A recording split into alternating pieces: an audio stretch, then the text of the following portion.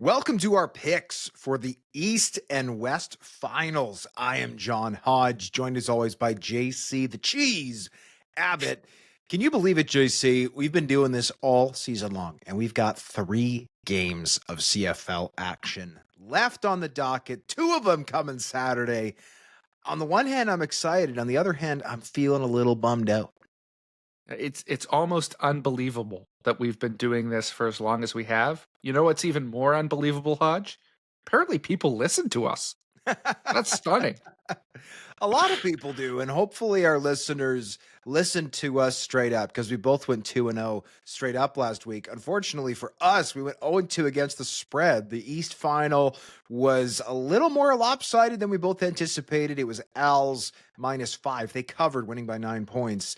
And the West was a little closer than we thought. The Lions were 5-point favorites, and they didn't quite match that with the walk-off field goal they got from Shaun White. But regardless, we were very close on both games, and most importantly, they were both awesome football games. It looked like the East was going to be awful until the Bombers came all the way back in the third quarter, made a great game of it.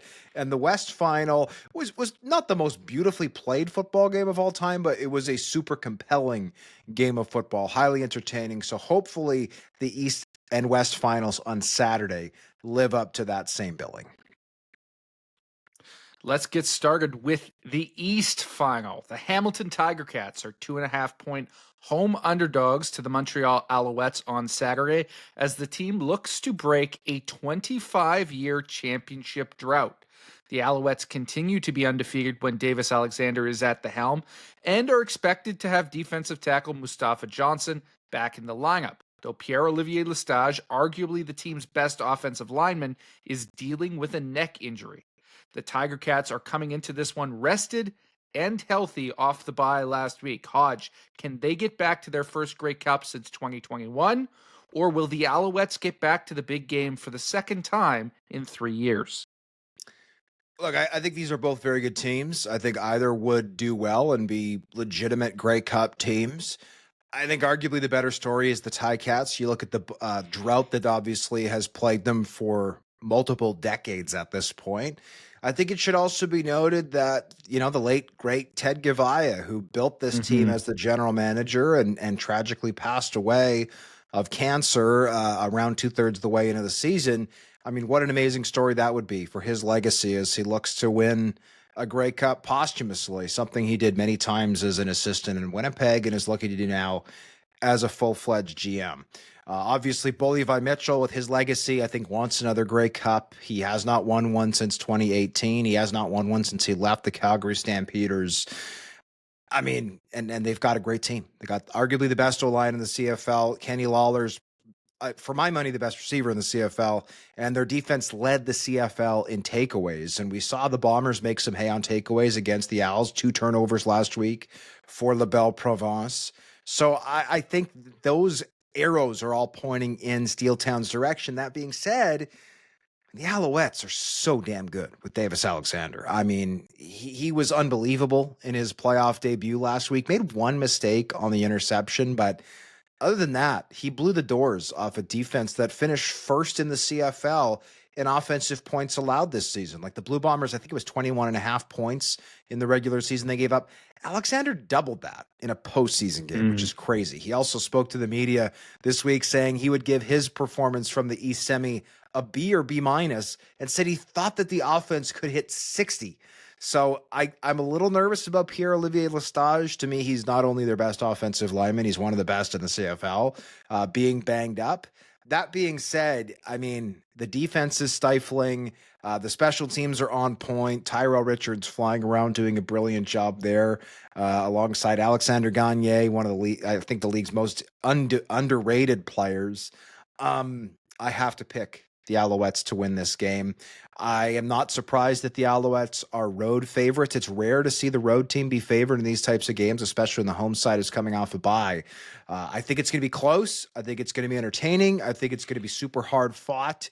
And again, I would not at all be surprised to see the Tabbies win this one. But given how close this line is, less than a field goal, I'm comfortable eating a little bit of points to get the Alouettes. I think Davis Alexander goes to 13-0 as a starter and makes it to his first Grey Cup as a number 1 QB.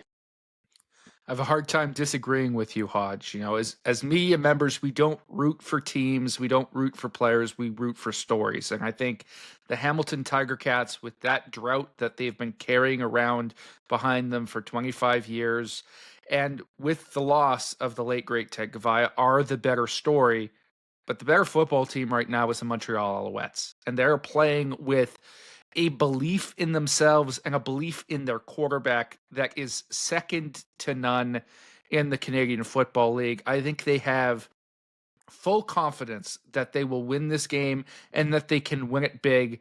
They are never going to get shaken, even if Bo Levi Mitchell can come out and hit some big shots to Kenny Lawler and his other offensive weapons and make a battle of this game like I suspect he will. I don't think that Alouettes defense is going to go away easy, and I think that Alouettes offense is going to have an answer for everything that the Ticats can throw at them.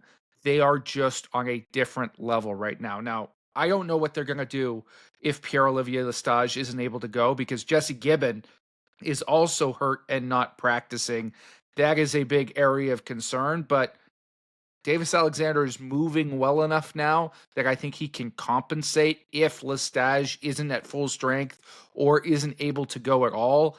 I think he is going to find a way to will this team to victory. Now, if the line crept up to over a field goal, I would take the Hamilton Tiger Cats to cover. They are at home. After all, that's a tough place to play in Hamilton Stadium and a talented team that they have. But at the current line at 2.5 points, I've got the Alouettes to both win and cover as the road team in the East Final. I think the Alouettes can also get creative here. I mean, they've started two Canadian receivers at times this season. They've started Sean Thomas Erlington at running back at times this season. And with Tiger Shanks, the rookie, winning that right tackle spot, that job this season, I think if they really need to, they can go American at both guard spots. Like if Lesage can't go, if Gibbon can't go, Des Holmes, who started the regular season finale at right guard, I think could fit in that left guard spot. I don't think you have to panic and play a Canadian who's not ready just to play a Canadian. So that's why I don't think this is a devastating thing to the Alouettes. Obviously, O-line changes this time of year are never a good thing. So that's something I'm sure the Ticats will look to take advantage of with their pass rush. But again, I just think the Alouettes are a little bit sharper. But again, I think this East Final is going to be a great football game. It's definitely one I'm looking forward to watching. The Saskatchewan Roughriders are 3.5-point home favorites over the BC Lions in the West Final on Saturday, where the cold weather could provide a challenge for the high-flying Leos. Canadian receiver Justin McInnes and running back James Butler are both expected to play, but continue to be limited in practice, while right tackle Dejon Allen appears to be a long shot to suit up. The Riders, by contrast, appear to be getting healthy thanks to their first-round bye, with receivers Dante Myers, Keyshawn Johnson, and Samuel Emelis all trending towards a return. The secondary should also get reinforcements in the form of Roland Milligan Jr. and Marcus Sales as they get ready to face MOP finalist Nathan Rourke. Will Saskatchewan make good on their home field advantage, or will the Lions send themselves to the Grey Cup for the first time since 2011? It is incredibly difficult for me to bet against Nathan Rourke. What he is able to do from the quarterback position, he is by far the best player in the CFL. He is a talent unlike we have seen in recent years. He can take this game over if he wants to. So it would be a fool's errand to bet against him, Hodge. And I am nothing if not a fool, because I think the Saskatchewan Roughriders are just too deep right now for the BC Lions to overcome. I think they are banged up in the wrong spots, and their performance the past 2 weeks, while they've gotten victories, has not given me much confidence in their ability to get past what is the best team in the CFL this season in Saskatchewan. That running game has to give them more if they want to have a shot. And right now, I just don't know that James Butler has enough while he's dealing with that ankle injury to generate more than he's gotten the last few weeks. I don't know that the offensive line has an answer to what is the deepest defensive line in the CFL with those defensive tackles coming through Micah Johnson, Mike Rose, Caleb Sanders. They gave them fits in a game that didn't matter for Saskatchewan. You think in a playoff game with that crowd riling them up, they're not going to play even better? To me, it's going to be a tough task for the Lions to get anything going. They'll become one dimensional early, and it will fall all on Rourke's shoulders. I just think in this circumstance, the defensive challenge is going to be too much. I think he will make a game of it. I think it will be incredibly close.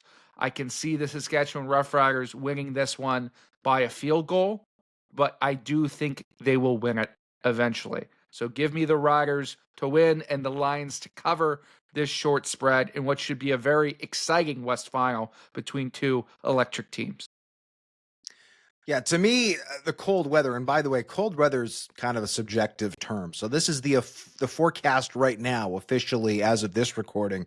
Saturday in Regina, high of -4 with a mix of sun and cloud, low -16. Now, the BC Lions do practice outdoors. A lot of people don't know that. They just assume the Lions are a dome team. They're not. They play their games indoors.